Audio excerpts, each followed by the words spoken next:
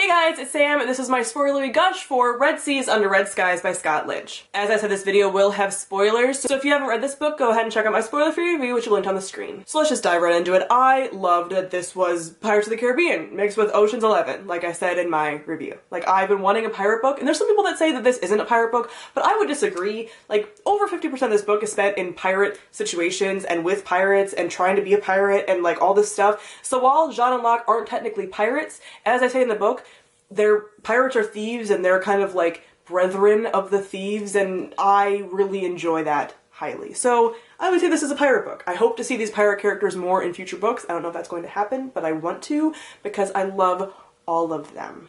So what I love about this series is that every time it starts with like, here's what our mission's gonna be. Here's our mark. We're going to go after this like basically casino guy. That's what we're gonna do. And then it's like, no, wait. No. You're gonna do that and you're gonna do these like 3 other things. And I love it. It never feels too complicated for me. It never feels too complex. I never get lost. I'm always just like, what are you gonna do? What are you gonna do? Locke, use your brain. I love it. I just eat it up. It's so much fun. I can't put this series down. I think that Scott Lynch does flashbacks really well as well, because when we got all those flashbacks from like when they first got to the islands and everything, that was really well done. They really explored how Jean and Locke's relationship's so different now that like their friends are dead. It's sort of Locke's fault, but not really, and he's wallowing, and Jean's trying to rebuild everything, and like, and they just love each other so much, and they won't leave one another, but at the same time, like, they can be slightly toxic for one another, but usually pretty good for one another, and it's just like, my heart. I just love them, and some people don't love, like, I saw some reviews about people not liking the dialogue in here, like the humor, because they think it's too, like, mainstream blockbuster. I love it, because it makes me feel like these books could be TV shows or movies or something. It's just fun. It's like an easily accessible series while also being really smart, and I highly enjoy that about it. I love that they basically pulled off both heists, but at the same time I feel like there's a little bit at the end that was a slightly rushed. The whole stuff with the Priori or whatever was a little bit rushed, and I was like, really? Could have spent a little more time on that, maybe a little less time on the nautical terms, but ultimately that's fine, and I'm fine with it, because I think that's all going to come back around in the end anyway, and what's going to happen with these bonds magi who are just awful, messing with my children, and just people are always trying to kill them, and it makes me so sad for them, because I'm like, literally, these grown men are my sons. Like, look at my stupid, trash sons. I love them, and I feel so strongly about them, but I want them to build another crew, which is what made me sad about, what is her name? Del Maestro, I think, dying. So I kind of saw when Jean started falling for her and they started being, like, in love after, like, 7 weeks. I'm like, okay, this is not a contemporary YA. Can we not do this? Like, you guys are adults, and I understand that you're thrown together in this, like, pirate situation, and, like, maybe, but, like, I'm gonna forgive it because it's you guys, and I also think you're really well matched, but, like, stop it. And then when it's like, oh, someone's gonna have to sacrifice, I'm like, she's gonna die, because, of course, they're not gonna be able to continue as, like, Jean and Locke, the gentleman bastards, with her, but at the same time, I'm like, you could have brought her in.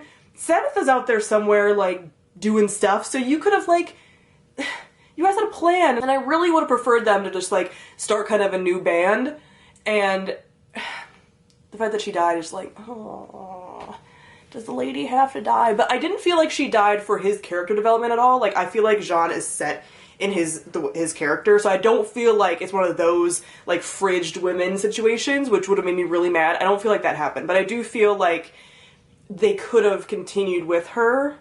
I understand kind of why they did it, but that's kind of why I docked off like a 1/4 point, because I'm just like, I think the end was a little bit too quickly wrapped up, and then I think that was a little too like, But hopefully the captain comes around again. Like, I would like to see her popping back up. Like, I would like to see these cast of characters that they've kind of collected popping back in and out. I want them to form a new band. I don't think they're necessarily going to, but I would like them to.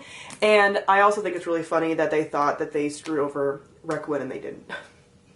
Because I sort of love him too. Him and his woman, Selendri, I think. That was funny. Like, you guys worked so hard, my poor sons, and then that didn't work out for you. I wish that guy, though, when they were repelling, he should have come back into play, and I don't think he did. The guy that, like, almost tried to rob them. I did like how they brought in all that, like, thieves prosper and the rich remember thing. I love that semi-religious element of the whole, like, thieves prosper, crooked warren stuff, and the fact that Locke is sort of a priest, and although he doesn't have the straightest moral compass, he has it when it comes to like that religion, so he wouldn't fake that. Like he wouldn't fake those funeral processions at the beginning, and I'm like, I love that. I like the way that the gods work in here. I like all of that. I also like that they now have a cat. Maybe that's the first of their little band they're going to collect where he's like, I'm not gonna fall in love with you. And I was like, dude, you're falling in love with that cat right now. So I love that, and I just want them to have a little group again. I don't know if that's ever gonna happen, but I want it to. So that is it for all my thoughts on Red Seas Under Red Skies. I adored it. These books are so great. I always wonder when I read them, like, why did it take you so long to read this? But I'm trying to kind of like space it out. You know, we don't have the 4th book announced yet. We don't know that's exactly gonna happen, and I'm trying to space it out and space my time with them out, so it takes me like a year between books usually. But I have a feeling that the next book I'm gonna read like soon-ish, like next summer probably, because I just love these characters and I miss them so much like already, and I just want them to be happy, and they probably never will be. So comment down below and let me know what you thought of Red Seas Under Red Skies. Thank you all for watching, and I'll see you all guys soon. Bye!